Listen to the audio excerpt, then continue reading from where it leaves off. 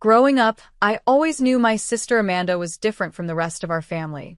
While Dad and I spent weekends at his software company working on new projects, Amanda was more interested in the lifestyle his success provided. My name is Catherine Bennett, and this is the story of how I saved our family's legacy from being destroyed by my own sister's greed. Bennett Software Solutions wasn't just a company, it was Dad's life's work. He built it from scratch in our basement 25 years ago, turning his innovative ideas into a $12 million enterprise that employed over 100 people. More importantly, it was a company built on values, integrity, innovation, and treating employees like family. Remember, Katie, Dad would say while teaching me coding, the real value of a company isn't in its bank account, it's in its people and principles. I took those lessons to heart, earning my computer science degree and joining the company as a developer. By age 28, I was heading our research and development department, creating new software solutions that kept us competitive in the fast-moving tech industry. Amanda, on the other hand, barely understood what our company did. She took a marketing position after college, but everyone knew it was just for show. She spent more time planning parties and shopping than actually working. "Why waste time with all this coding stuff?" she'd say. "We're rich enough already." Dad never played favorites, always insisting there was room for different talents in the company. But I could see the worry in his eyes whenever Amanda made impulsive decisions or ignored important meetings. Everything changed 6 months ago when Dad had a massive heart attack. He survived, but the doctors ordered him to step back from day-to-day operations. That's when the power struggle began. As the eldest, I should take over as CEO, Amanda announced during a family meeting, despite having no real experience running the company. Dad, still recovering in the hospital, tried to mediate. "We need to think about what's best for the company and its employees. Let's take some time to dash." "There's nothing to think about," Amanda interrupted. "I'm 32. I've been with the company for 10 years, and it's my turn to lead." What Amanda didn't know was that Dad had already been preparing for succession. He'd asked me to install new security cameras in his office 3 months earlier, with audio recording capabilities. "Just in case," he'd said with a knowing look. I didn't understand why until Amanda started having mysterious meetings with people from Quantum Tech, our biggest competitor. As head of R&D, I knew they'd been trying to acquire our latest software platform, but we'd refused to sell. Then came the day that changed everything. Dad had finally returned home, but was still resting when Amanda called an emergency board meeting. "I have exciting news," she announced, standing at the head of the conference table. "I'm selling Bennett Software Solutions to Quantum Tech for $12 million. The room erupted in chaos. Board members were shouting, employees who had heard the news were gathering outside the conference room, and I sat there, my hand on my laptop bag containing evidence of what was really going on. "You can't sell the company," I said, keeping my voice calm. "You don't have the authority." Amanda smirked, pulling out a document.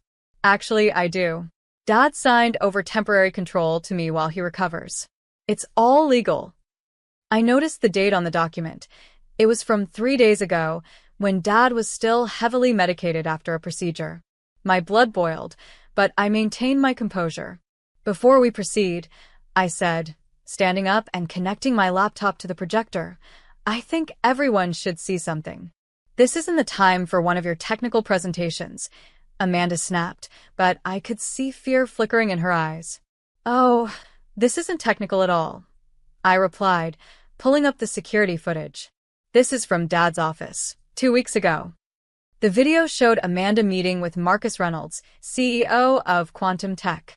But instead of discussing a standard acquisition, they were plotting something far more sinister. "Once you sign over the company," Marcus was saying, "we'll strip it for assets and intellectual property. The employees can find new jobs. That's not our problem."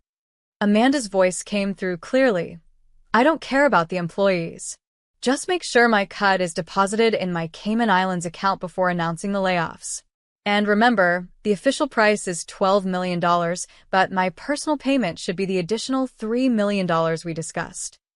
The boardroom fell silent. Amanda's face had gone pale. That's been edited," she stammered. "She's trying to frame me." I played another clip, this one from yesterday. Amanda was in Dad's hospital room, pushing papers in front of him while he was barely conscious. "Just sign here, Daddy," she was saying. "It's just routine company paperwork. You don't need to read it." The timestamp showed just hours after Dad had received heavy pain medication. "The document she's holding," I explained to the board, "is the one giving her temporary control. There are 3 more hours of footage showing her repeatedly trying to get Dad to sign while he was incapacitated." The quantum tech representatives, who had been waiting in the lobby for the board's approval, started packing their briefcases. Marcus Reynolds couldn't leave fast enough, knowing their scheme had been exposed. "You don't understand," Amanda pleaded with the board. "The company needs this sale. We're becoming obsolete." I pulled up our latest financial reports. Actually, our new software platform has increased our market value to $30 million. Quantum Tech was trying to buy us at a fraction of our worth, strip our assets, and eliminate a competitor. "And you?" I turned to Amanda. "We're willing to sacrifice everyone's jobs, including the people who've worked here since you were a child, for a secret $3 million payment." The board moved quickly after that. They voted unanimously to remove Amanda from any position of authority and initiated an investigation into her actions. Security escorted her from the building as she screamed threats about lawsuits and ruining me. When I showed Dad the footage in his hospital room later that day, he wasn't surprised. "I knew Amanda might try something like this," he said softly. "That's why I asked you to install the cameras. I just hoped I was wrong about my own daughter." "Why didn't you tell me?" I asked. He squeezed my hand. "Sometimes people need to reveal who they really are on their own. I needed the board to see the truth for themselves." The next few months were challenging. Amanda did try to sue, claiming the videos were fake and that I had conspired to take control of the company. But the evidence was irrefutable, and her case was thrown out. What hurt most wasn't her betrayal of the company. It was her betrayal of Dad's values and vision. She had been willing to destroy everything he had built, just for money. But something unexpected happened in the aftermath. Without Amanda's disruptive influence, the company flourished. Our new software platform launched successfully, and our value grew to $40 million within a year. More importantly, we strengthened our commitment to Dad's principles. We established an employee stock ownership program, ensuring that the people who helped build the company would share in its success. Dad recovered fully and returned to an advisory role, proud to see his values being upheld. The security cameras that caught Amanda's scheme remain in place, not because we don't trust people, but as a reminder that transparency and honesty are non-negotiable in our company. Amanda occasionally tries to contact us, usually when she needs money. Her reputation in the tech industry is ruined, and she's burned through her savings. But Dad stands firm. She's no longer welcome in the company or our lives until she truly understands the damage she tried to cause. Last week, we celebrated the company's 25th anniversary. Looking around at our employees, many who have been with us since the basement days, I felt proud of what we'd protected. Dad's legacy isn't just the successful company he built, it's the principles he instilled in all of us. The security footage from that day is still saved on our servers, not to shame Amanda, but to remind future generations that integrity matters more than profit. Sometimes the biggest threats to a company's values come from within, and it takes courage to stand up for what's right. We've expanded our operations now, opening offices in 2 more cities. Each new location has a plaque with Dad's favorite saying, "Success without integrity is failure in disguise." It's more than just words on a wall. It's the principle that saved our company from being destroyed by greed.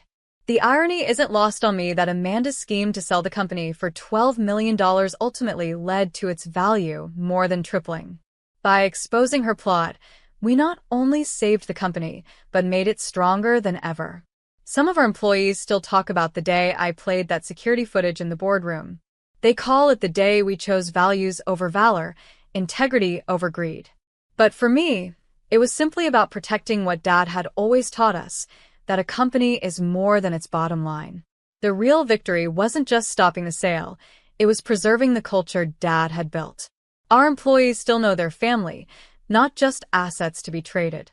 Our clients know we'll always choose ethical behavior over easy profit. And our industry knows that Bennett Software Solutions stands for something more than just making money. Dad's office remains largely unchanged, though he's scaled back his hours. The security cameras are still there, quietly watching, but they're rarely needed now. We've built a culture of transparency and trust that makes deception nearly impossible. As for me, I've stepped into the CEO role, but I lead differently than Amanda would have. Every major decision is viewed through the lens of Dad's principles. Will this benefit our employees? Are we maintaining our integrity? Are we creating real value, not just profit? The board members who witnessed Amanda's exposure have become our strongest advocates for ethical business practices. They've helped us establish a corporate governance structure that ensures no single person can ever threaten the company's values again. Sometimes, late at night when I'm working late, I look at the security footage from that day. Not to relive Amanda's downfall, but to remind myself of what we almost lost, and what we managed to save. The employee stock ownership program has been particularly successful.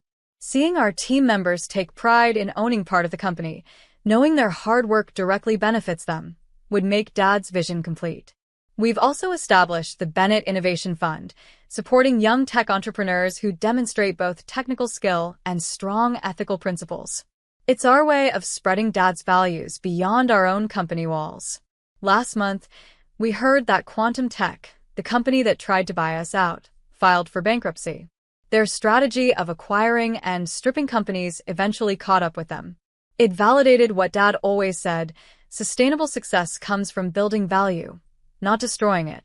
Amanda's last attempt to contact us was through a lawyer trying to claim a share of the company's increased value. The security footage quickly ended that discussion. Sometimes the best defense against dishonesty is simply having proof of the truth. The tech industry has changed dramatically since Dad started the company in our basement, but our core values remain the same.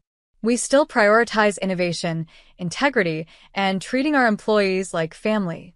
The security cameras that caught Amanda's scheme now serve as a silent reminder that these values are worth protecting at any cost. Looking back, I realized that Dad's request to install those cameras wasn't just about catching potential wrongdoing. It was his way of teaching me one final lesson about leadership. Sometimes protecting what's right requires being prepared for others to do wrong. The company continues to grow, but we never forget the day we almost lost everything to greed. Every new employee hears the story, not to disparage Amanda, but to understand that our values aren't just words, they're the foundation of everything we do. Dad often says that losing a daughter was painful, but saving his life's work and the livelihoods of hundreds of employees was worth the sacrifice. The security cameras that revealed the truth now stand as silent guardians of his legacy, ensuring that Bennett Software Solutions remains true to its founding principles for generations to come. Thanks for watching. See you again in the next video. Stay stunned.